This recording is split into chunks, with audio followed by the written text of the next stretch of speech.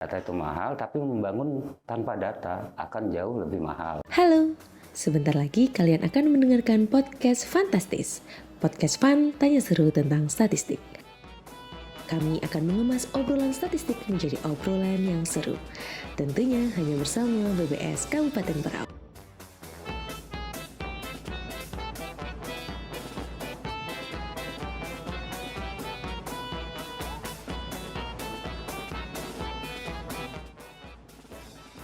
Assalamualaikum warahmatullahi wabarakatuh. Halo Sobat Data, pada segmen kali ini ada yang baru nih di BPS Kabupaten Berau, yaitu ada podcast Fantastis. Podcast Fun tanya seru tentang statistik. Nah, pada episode pertama ini kita telah ditemani oleh narasumber yang luar biasa, yang tak lain adalah Kepala Badan Pusat Statistik Kabupaten Berau, Bapak Supriyanto. Apa kabar Pak? Alhamdulillah baik. Mbak Pipit gimana kabarnya? Alhamdulillah saya juga baik Pak, luar biasa. Pada episode pertama ini kami telah mempersiapkan topik yang ringan namun menarik untuk dikulik. Ya jangan berat-berat, saya nggak bisa jawab nih. Ringan aja kok ini Pak, yaitu kita akan membahas tentang mengenal lebih dekat apa itu Badan Pusat Statistik atau yang biasa disingkat dengan BPS, dan juga mengetahui peran penting BPS sebagai penyedia data statistik di Indonesia. Baik, kita langsung lanjut saja Pak ini ya. Silakan. Sebenarnya apa sih Pak yang dimaksud dengan BPS dan kapan lembaga ini berdiri? Oh gitu. Jadi ini bukan BPJS kan? Bukan Pak, iya BPS. Jadi memang terkadang kan ada kesalahpahaman tuh antara BPJS, BPS gitu. Karena BPS itu sendiri pun juga punya makna lain. Di luar sana ada yang namanya bidan praktek swasta gitu. Jadi ini hal-hal yang berbeda. Jadi kalau BPS itu ya Badan Pusat Statistik, dulu namanya Biro Pusat Statistik. Nah, berdasarkan Undang-Undang Nomor 16 Tahun 1997 dan Peraturan Pemerintah Nomor 51 Tahun 1999, itu BPS memiliki tugas sebagai penyelenggara statistik di daerah. Nah, bentuk penyelenggaraan statistik di daerahnya seperti apa gitu? Itu adalah melaksanakan yang namanya sensus dan survei. Terus tujuannya apa? Adalah untuk menyediakan data dan statistik untuk kepentingan pemerintah, swasta, dan pihak lainnya dalam rangka untuk perencanaan pembangunan yang akan dilaksanakan oleh pemerintah. Wah, berarti cukup lama juga ya Pak? Cukup sudah sekitar lama, 60 tahun ya kurang BPS lebih ini seperti berdiri. itu ya. Nah, berbicara soal BPS itu kan kita kenal sebagai lembaga ya Pak? Benar, Benar ya? lembaga yang bertanggung jawab langsung kepada presiden gitu. Iya, mungkin banyak Sobat Data yang belum tahu nih Pak, BPS ini misinya itu apa sih sebenarnya Pak? Misi ya sesuai dengan tusinya dia. Ya tadi melakukan penyelenggaraan statistik. Nah, tadi sudah saya sampaikan penyelenggaraan statistik seperti apa. Ya tadi melaksanakan sensus dan survei. Tujuannya adalah untuk mengumpulkan data bagi pemerintah, swasta, dan pengguna data lainnya yang berfungsi nanti untuk perencanaan pembangunan baik di level nasional maupun di level provinsi dan kabupaten kota. Baik, jadi BPS itu punya peran dan fungsi yang strategis ya Sobat Data semua dalam menyediakan data di berbagai sektor, baik sektor ekonomi, sosial, hingga lingkungan. Nah, kemudian Pak, saya juga bertanya-tanya nih Pak, setelah kita mengetahui visi dan misi dari BPS tadi, saya tuh bagaimana sih Pak BPS ini bisa mengumpulkan data? Saya bertanya seperti itu Pak dalam pikiran dan hati saya. Bagaimana BPS bisa mengumpulkan data dan bagaimana data tersebut dikumpulkan? Oh, kalau bicara mengumpulkan data itu panjang prosesnya. Mbak Pipit mulai dari perencanaan, ya kan, terus penyiapan kuesioner dan segala macam. Nah, akan tetapi untuk di kondisi di Kabupaten Berau, kita ini pelaksana. Tapi untuk perencanaan dilaksanakan oleh teman-teman di BPS Pusat, ya kan? Jadi itu merupakan kewenangan teman-teman di BPS Pusat. Nah, terkait dengan proses pengumpulan data kita laksanakan melalui sensus dan survei.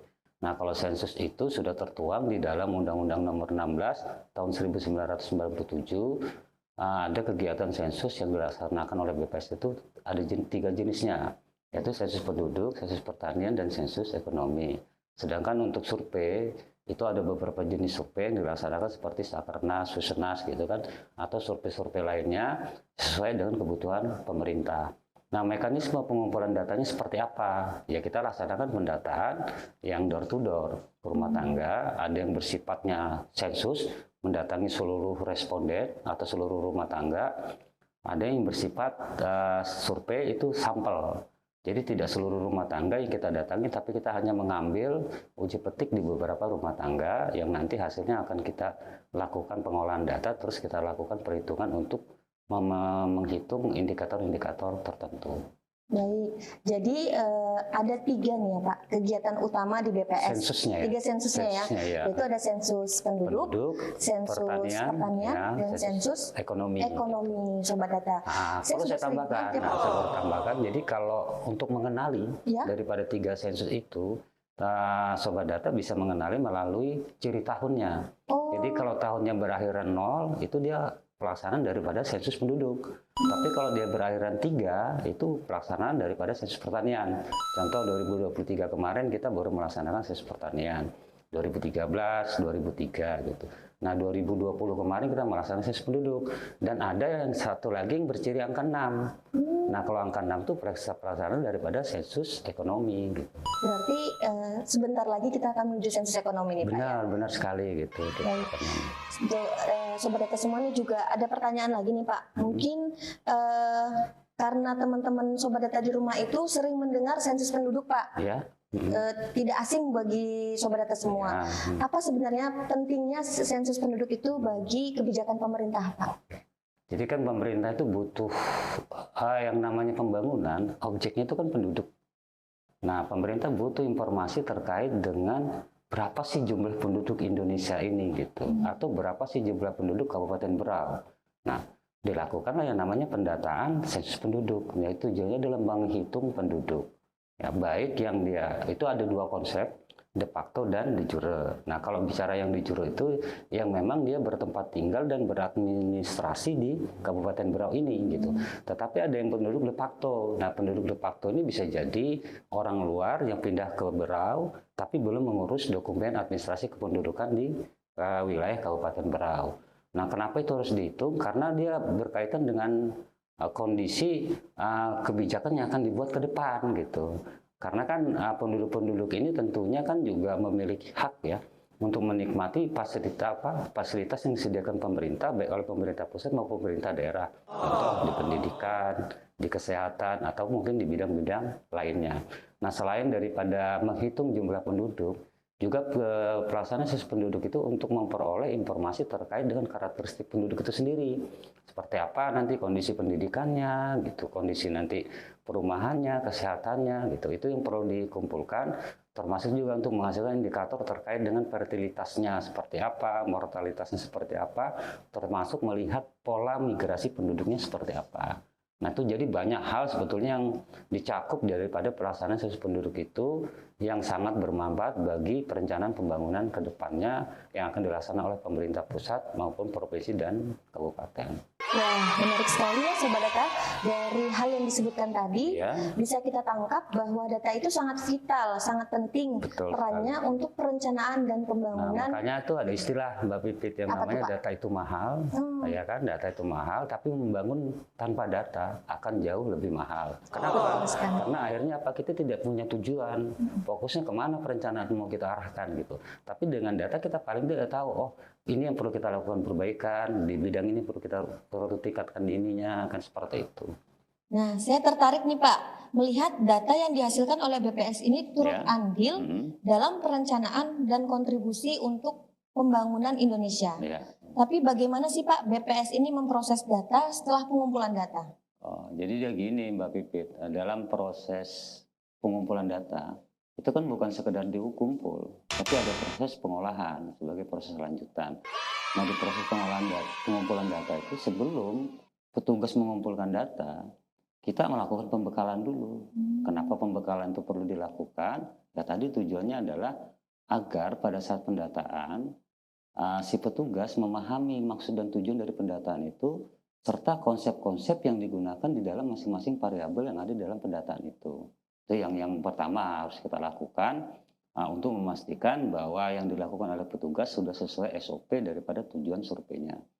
Terus dari hasil pengumpulan data yang dilakukan oleh teman-teman mitra tadi atau PPL lah kami namakan itu petugas pencacah lapangan gitu.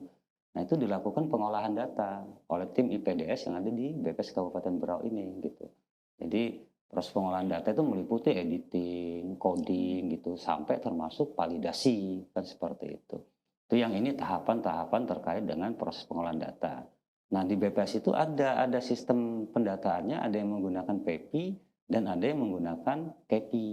Nah kalau PEPI itu masih bersifat kertas, jadi menyalin ke kuesioner. Sehingga perlu pengawalan yang cukup ketat di dalam proses pengumpulan datanya dan pengolahannya. Tapi ada yang namanya PEPI, PEPI itu langsung dia menggunakan teknologi. Jadi menggunakan sistem, biasanya teman-teman menggunakan smartphone mereka untuk melaksanakan pendataan karena aplikasinya masuk ke dalam smartphone mereka itu yang namanya PASI kan. Jadi melakukan pendataan melalui PASI. Nah, PML juga melakukan pemeriksaan juga melalui HP mereka atau smartphone mereka kan seperti itu.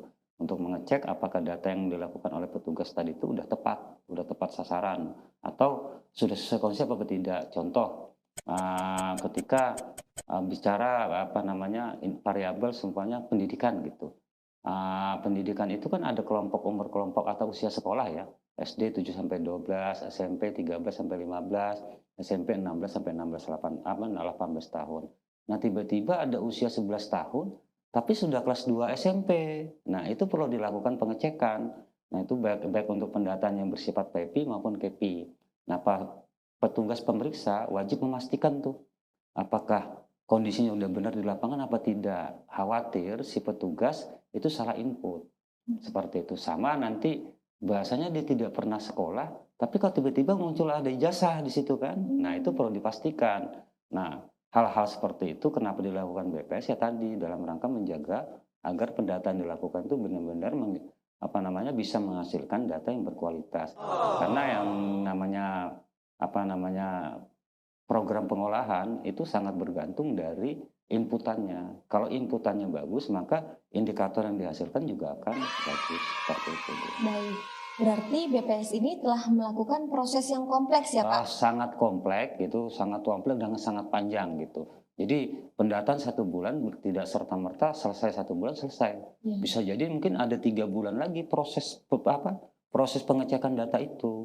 Nah makanya kadang-kadang kami juga saat melakukan perekrutan kepada mitra yang untuk dilibatkan dalam pendataan kita selalu pesankan gitu. Selalu pesankan waktu 1 bulan itu adalah proses pengumpulan datanya. Tetapi ada waktu tambahan terkait dengan pengecekan data. Dan ketika nanti di luar rentang waktu pendataan teman-teman petugas masih dihubungi oleh teman-teman PML atau organik BPS terkait dengan konfirmasi data-data yang mungkin perlu dikonfirmasi tadi itu, kami tetap berharap respon daripada teman-teman petugas tadi gitu. Seperti itu dia proses kita yang kita lakukan di BPS Kabupaten Berau ini. Dan pengecekan itu pun juga dilakukan oleh kabupaten ya. Contoh validasinya dilakukan oleh kabupaten, terus berlapis lagi dilakukan oleh teman-teman di BPS provinsi. Nah, teman-teman di BPS provinsi itu setelah mereka melakukan pengecekan itu, oleh pusat dilakukan lagi pengecekan. Jadi memang pengecekannya bertahap gitu. Nah, berlapis-lapis ya tadi dengan tujuan tadi agar kualitas yang kita hasilkan benar sesuai dengan yang kita harapkan. Wah, berarti sudah cukup akurat ya Pak, insya Allah. Insya Allah akurat data yang Ya. kita hasilkan itu seperti itu. Jadi Sobat Data, BPS itu menghasilkan data tidak serta-merta jadi ya, langsung kita pendataan, langsung saat itu juga data itu Betul ada. sekali ya. Melewati beberapa proses pengumpulan dan pengolahan data. Ya. Nah Pak, melihat panjangnya proses pengumpulan data, pentingnya data itu sendiri, peran dan fungsi BPS yang begitu penting buat menghasilkan data yang strategis tersebut, saya bertanya-tanya. Kamu nanya, bertanya-tanya. Apakah ada tantangan nih yang dihadapi oleh BPS dalam mengumpulkan atau menyediakan data statistik? Ya kalau kita berbicara tantangan, pekerjaan apapun pasti ada tantangannya lah. Itu tidak hanya di BPS gitu. Mungkin teman-teman juga yang di kementerian lain juga punya tantangan terhadap pelaksanaan tusi mereka kan, baik dari sistem dari digitalisasinya gitu kan, dari teknologinya maupun dari hal-hal lain. Nah kalau khusus di BPS, ini yang tantangan yang dimaksud nih tantangan yang di pusat apa yang di daerah nih?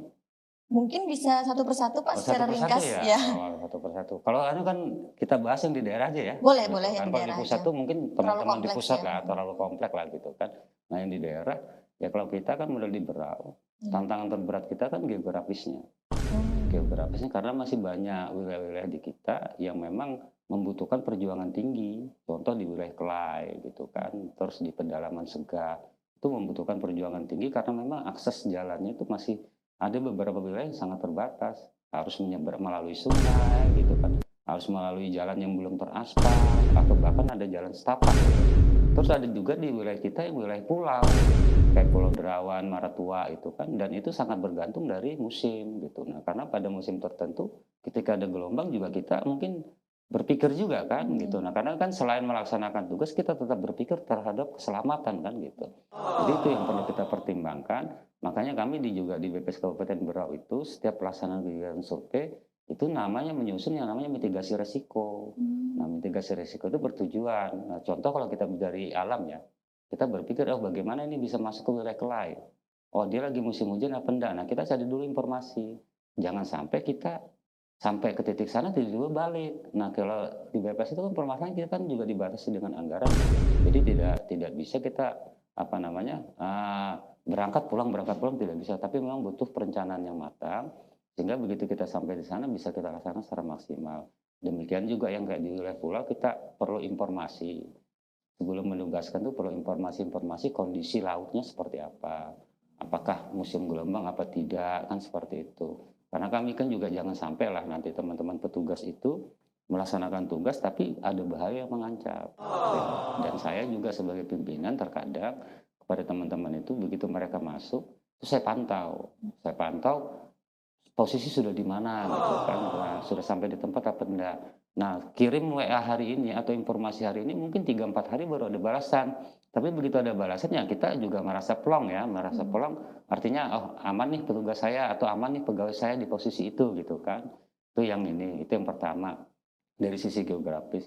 Terus dari yang kedua itu kan dari sisi responden ya. Nah, dari sisi responden itu kan tidak semua responden welcome ya. Tidak semua responden welcome memberikan data. Kadang-kadang mereka karena takut nih, mungkin ya, oh ini nanti jangan-jangan ini peminta sumbangan kah atau apa kan seperti itu. Atau mungkin ada hal-hal khawatir apa khawatir responden itu apa namanya mungkin ada orang yang ingin melakukan tindakan-tindakan tidak inilah tidak layak kan seperti penipuan dan segala macam. Nah, itu yang menyebabkan juga kehati-hatian responden yang mungkin ya menjadi seolah-olah menolak daripada petugas kami. Nah, itu kami selalu berupaya gitu kan melakukan sosialisasi agar kegiatan yang kita laksanakan itu bisa tersampaikan oleh mereka dan ketika petugas kami datang itu mereka bisa merespon atau menerima dengan baik untuk memberikan data. Itu dari sisi apa namanya geografis, terus dari sisi respondennya. Terus dari sisi petugas gitu, dari sisi petugas juga kan kita masih memiliki keterbatasan petugas yang apa, yang secara kapabilitasnya dan kualitasnya untuk melaksanakan kegiatan di BPS itu masih sangat terbatas dan itu memang membutuhkan pembinaan-pembinaan. Makanya setiap kegiatan pendataan itu kita melakukan yang namanya pelatihan-pelatihan petugas ya dalam rangka tadi itu memberikan pengetahuan ya kan pengetahuan kepada mereka terkait dengan teknik-teknik pendataan atau terkait dengan teknik-teknik bertanya terhadap variabel-variabel itu termasuk probing atas pertanyaan itu. Iya. Itu yang kita lakukan. Terus yang keempat itu dari sisi anggaran. Karena kan kita anggaran ini kan direncanakan oleh pusat. Nah, kita akhirnya menyesuaikan dari sisi anggaran itu dan terkadang kami di kabupaten itu harus mengintegrasikan survei itu ketika memang anggaran yang tersedia tidak tercukupi. Nah, jadi ada beberapa kegiatan yang kebetulan terlaksana di satu wilayah, kita padukan waktunya kan, sehingga nanti dari sisi mungkin pembiayaan untuk honor petugasnya itu bisa 1 kali, tapi dari sisi operasional ke wilayah itu bisa kita gunakan cuman dari sisi honor bisa 2 kali, tapi dari sisi operasional bisa kita gunakan 1 kali. Seperti nah itu kita menghemat di sisi itunya. Nah, hal itu memang harus kita lakukan ya karena tadi kondisi keterbatasan anggaran, kondisi medan yang jauh-jauh yang membutuhkan biaya operasional besar, tapi anggaran terbatas sementara kegiatan surveinya dalam rangka untuk mengumpulkan data itu tetap harus bisa terlaksana. Wah, informasi yang penting ya juga buat saya. Ya. Saya juga baru tahu nih Pak, ternyata mengumpulkan data statistik itu tidak semudah yang ada di bayangan kita ya Pak. Betul, ya. Termasuk tadi beberapa tantangannya diantaranya adalah keterbatasan infrastruktur, Ya. tantangan geografis, ya Pak ya. Nah, Bahkan tidak jarang ditolak oleh responden. oh itu benar. Sering petugas itu, Pak, responden menolak, Pak, ini gimana? Nah terkait dengan responden menolak ya kita juga melakukan terobosan-terobosan yang mendekati pihak-pihak tertentu, melakukan pendekatan kepada responden itu gitu, koordinasi dengan pihak kecamatan, pihak desa kan. Ya karena tadi tujuannya karena kita melakukan penggantian sampel itu kan tidak mudah. Iya. Kita harus izin provinsi, izin pusat gitu. Bahkan ada beberapa survei yang memang tidak boleh diganti sampelnya. Tetapi datanya harus tetap kita peroleh gitu. Nah, makanya mau tidak mau ketika si petugas tidak bisa menembus kepada responden itu, kita tugaskan lagi pemeriksanya, PML-nya kan gitu. Nah, kalau PML-nya tidak bisa, kita tugaskan lagi ketua timnya. Nah, bahkan kalau itu sudah mentok, ya kepalanya yang turun. Itu yang proses yang kita lakukan selain koordinasi tadi kan gitu. Nah, seperti itu dia Mbak Pipit. Nah Pak, saya nih Pak ngomong-ngomong soal responden, saya juga pernah nih Pak pengalaman, jujur nih saya Pak, saya pernah menolak sebuah wawancara yang menurut saya itu mengarah kepada penipuan. Nah, bagaimana sih Sobat Data di Rumah ini bisa membedakan petugas lapangan BPS atau dari instansi lain mungkin yang tidak berkepentingan gitu Pak? Oh, jadi memang kejadian itu enggak di Mbak Pipit aja gitu. Iya. Itu banyak dialami oleh keluhan itu banyak dialami oleh masyarakat gitu. Nah, jadi memang banyak pihak gitu kan yang melaksanakan kan, baik itu memang benar-benar pendataan maupun hal-hal lain gitu. Nah, untuk kondisi di BPS sendiri gitu kan, tidak hanya di BPS Kabupaten Berau, tapi juga mungkin BPS se-Indonesia lah. Jadi teman-teman di provinsi dan kabupaten kota saat dia melaksanakan kegiatan sensus atau survei itu biasanya itu diwajibkannya bukan biasanya tapi diwajibkan dan merupakan SOP dasar yang harus dilakukan pemberian surat tugas. Itu yang pertama. Terus yang kedua ada pemberian yang namanya name tag atau tanda pengenal petugas. Jadi nanti sobat data atau masyarakat yang kedatangan petugas survei siapapun itu yang ditanyakan pertama itu adalah surat tugasnya.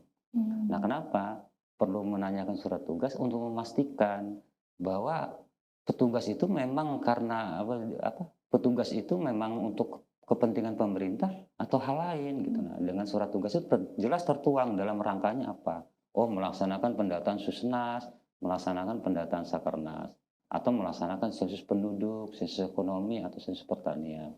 Itu yang perlu dipastikan pertama. Terus kedua, name tag. Nah, kalau name tag itu biasanya kita ada kegiatan-kegiatan yang memang tidak menggunakan name tag gitu kan. Ada kegiatan yang menggunakan name tag. Nah, biasanya kalau untuk yang sifatnya besar, sensus itu biasanya kita bekali dengan name tag. Tapi kalau yang survei-survei kecil seperti harga, terus survei kayak Sakernas itu kan biasanya jarang kita sediakan name tag, tapi selalu kita bekali yang namanya surat tugas.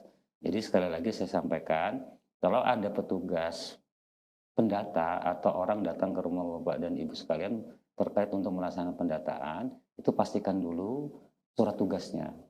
Seiring dengan berkembangnya teknologi yang sekarang ada di era digitalisasi, Ya, benar.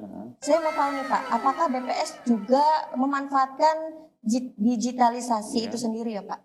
Jadi sampai dengan saat ini pemanfaatan digitalisasi dalam kegiatan BPS itu sudah sangat banyak. Salah satu contohnya di manajemen sobat tadi. Ya. Jadi kita melaksanakan perekrutan petugas melalui manajemen sobat. Jadi masyarakat itu yang berkeinginan untuk bergabung di BPS atau menjadi petugas survei BPS itu mendaftar di dalam manajemen sobat. Nah, itu biasanya ada rentang waktu tertentu yang kita buka pada mereka, termasuk penawaran pekerjaan itu kita laksanakan juga melalui manajemen sobat. Jadi terbuka sifatnya kepada semua masyarakat yang terdaftar di dalam manajemen sobat itu. Gitu. Itu yang pertama. Terus yang kedua terkait dengan pendataan kita sudah memanfaatkan juga dengan yang aplikasi yang namanya Pasih, gitu kan. Nah, selain dengan penggunaan teknologi untuk pendataan itu juga untuk digitalisasi lainnya adalah kita juga melakukan yang namanya pemetaan atau tagging ya, pengambilan tagging terhadap rumah tangga yang kita laksanakan pendataan. Tujuannya apa? Tujuannya adalah tadi untuk memetakan penduduk itu, dan ketika nanti kita ingin melakukan pengawasan atau supervisi untuk memastikan apakah petugas itu sudah benar-benar melaksanakan pendataan, kita bisa langsung berkunjung ke titik ordinat itu gitu. Wah, Jadi sudah keren banyak dong, Pak, ya. sudah yang kita dilakukan oleh BPS itu dari sisi proses pendataannya. Nah, dari sisi untuk publisitas datanya juga kita melakukan itu dengan membangun sebuah website yang yang semua informasi terkait dengan kegiatan BPS termasuk dengan data yang dihasilkan dari proses survei udah kita masukkan ke dalam website tersebut. Itu yang ini.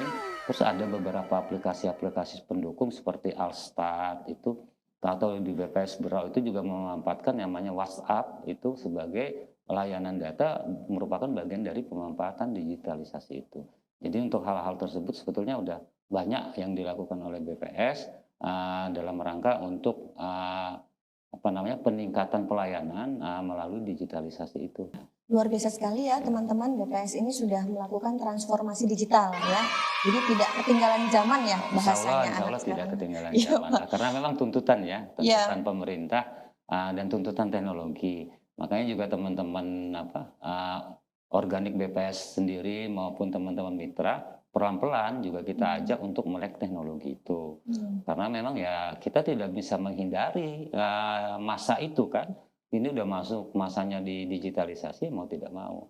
Nah, awalnya juga saat penerapan itu juga banyak penolakan-penolakan baik dari teman-teman organik maupun teman-teman mitra yang artinya masih memiliki keterbatasan itu, tapi ya dengan seiringnya waktu mereka dan tuntutan daripada kebutuhan pekerjaan itu akhirnya mereka mau tidak mau belajar kan seperti itu. Jadi kan kayak model di BPS ini kan ada beberapa generasi gitu kan Mbak Pipit gitu. Jadi tidak semuanya melek teknologi. Cuma ya tadi karena tuntutan daripada kebutuhan organisasi dan kebutuhan zaman, ya pelan-pelan itu dilakukan pembinaan. Ya lambat laun akhirnya mereka bisa mengikuti terkait dengan tuntutan teknologi ini. Wah, Ya. luar biasa. Saya tanya sekali lagi boleh nih Pak ya? Boleh, silakan. Karena- Jangan sekali, banyak pun boleh gitu kan. Iya Pak, karena dilihat dari pentingnya data itu sendiri untuk Ya. pembangunan, dan di mana data itu bisa menjadi semacam, kalau menurut saya seperti kompas ya Pak, Betul. yang menentukan arah pembangunan Iya.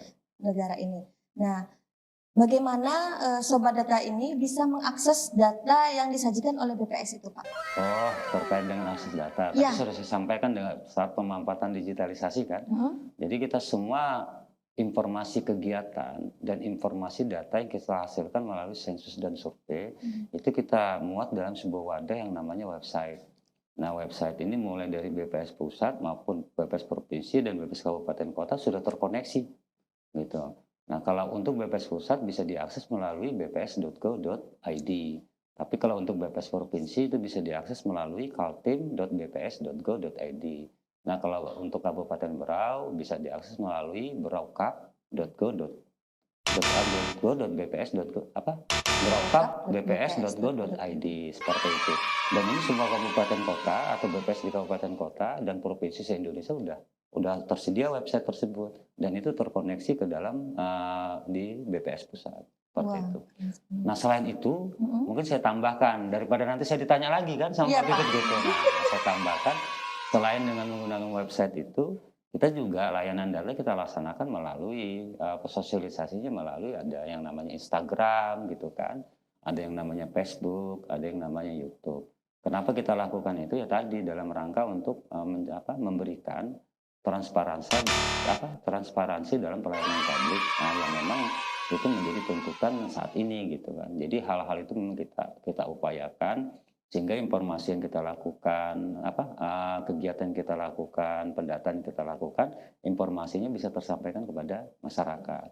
Jadi nanti silakan aja Mbak Pipit kunjungin itu Instagramnya BPS Berau, Facebooknya BPS Berau, YouTube-nya BPS Berau, bahkan nanti websitenya. Sudah Pak, sudah saya follow. Sudah ya, Iya. sudah di follow ya. Iya, sudah saya Jangan follow. banyak gitu, Iya. follow-nya. Jangan satu nanti bawa teman-temannya. Iya, benar sekali. buat Sobat Data di rumah jangan lupa ya di follow Instagram BPS Kabupaten Berau dengan di akun @bpsberau. Kemudian di Facebook BPS Berau juga ada Badan Pusat Statistik Kabupaten Berau. Dan jangan lupa subscribe di YouTube kita ya Pak. Nah, mungkin ini pertanyaan terakhir nih kita Oke. Pak. Nambah Sudah. lagi juga enggak apa-apa. Sudah cukup Pak. Jadi teman-teman Ya. mengingatkan lagi bahwa pentingnya data itu sendiri bagi pembangunan negara kita ini, maka dimohon peran aktif juga ya Pak ya bagi masyarakat umum ya Pak Ya. dalam ikut memberikan kontribusi ya Pak. Ya. Jika ada pendataan, Ya. survei atau sensus di lapangan ya Pak ya. Ya. Atau mungkin mau ditambahkan lagi Pak? Jadi gini, responden BPS itu, Iya. gitu, atau kegiatan BPS itu sensus dan surveinya itu tidak hanya masyarakat gitu. Jadi juga ada OPD ya, OPD atau SKPD. Ada juga mungkin yang berkaitan dengan perusahaan, atau juga mungkin ada yang berkaitan dengan usaha ya, UMKM dan segala macam. Jadi harapan kami gitu, karena data ini penting buat perencanaan pembangunan ya kan. Baik tidak hanya di level pemerintahan pusat, provinsi, juga ini yang di level kabupaten, bahkan itu nanti berdampak kepada teman-teman yang ada di kecamatan dan desa kelurahan gitu. Nah, berkaitan dengan tersebut ya untuk pihak-pihak masyarakat, pengusaha gitu kan, mungkin terus juga aparat pemerintah atau organisasi pemerintahan gitu. Kami termasuk BUMN, BUMD ya gitu. Kami mohon gitu ketika petugas kami datang untuk dapat dibantu memberikan datanya dalam proses kegiatan sensus dan survei itu. Karena data itu sangat dibutuhkan oleh pemerintah, baik pusat dan daerah, terkait nanti perencanaan pembangunan ke depannya mau seperti apa. Itu yang pertama, terus yang kedua juga sebagai evaluasi atas pelaksanaan pembangunan yang telah dilaksanakan. Sehingga bisa dilakukan perbaikan di mana sih kekurangannya gitu. Nah, berdasarkan informasi yang diperoleh tadi gitu. Nah, oh kekurangannya di sini, oh berarti perlu direncanakan hal ini lagi gitu seperti itu. Atau kekurangannya di sisi ini, oh perlu ditambahkan lagi atau dilakukan perbaikan di sini. Nah, untuk ukuran-ukuran itu kan dibutuhkan data. Nah, data tersebut ya bersumber tadi dari sobat data ya dari masyarakat, perangkat daerah, terus pengusaha, pelaku usaha kayak gitu kan, termasuk BUMN dan BUMD. Nah, sekali lagi saya mohon dukungan gitu, bantuan gitu, agar nanti data yang kita hasilkan ini benar-benar bisa nanti sesuai dengan apa yang kita harapkan. Sehingga nanti perencanaan pembangunan yang kita rencanakan itu benar-benar bisa tepat sasaran gitu. Mungkin itu Mbak Pipit. Baik sekian ya Pak episode pertama kita kali ya. ini. Nanti kita akan ada episode berikutnya ya teman-teman. Tapi pada hari ini kita sudahi dulu ya Pak. Sudah haus nih kayaknya Pak ya. Sudah minum Iya, gimana Pak. kan gitu. Nanti kita cari sponsor Pak. Iya. Nah, baik demikian episode pertama kita ini Sobat Data. Semoga ada banyak informasi yang bisa didapat. Jangan lupa selalu bersyukur dengan apapun yang dimiliki, karena bersyukur itu memancing bahagia. Wassalamualaikum warahmatullahi wabarakatuh.